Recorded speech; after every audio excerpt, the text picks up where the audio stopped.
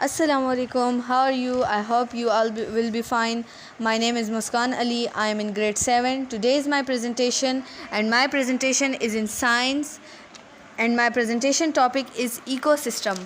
So the first question is that what is ecosystem? An ecosystem is a geographic area where plants, animals and other organisms as well as weather and landscape work together to form a life. Now there are types of ecosystem. That ecosystems are divided into two types: terrestrial and non-terrestrial. Terrestrial are those ecosystems that are land ecosystem, and non-terrestrial are non-land ecosystem. The three non-terrestrial habitats are aquatic, marine and wetlands, whereas the five main terrestrial ecosystems are desert, forest, grassland, taiga and tundra. These were the ecosystem types that were terrestrial and non-terrestrial. Thank you.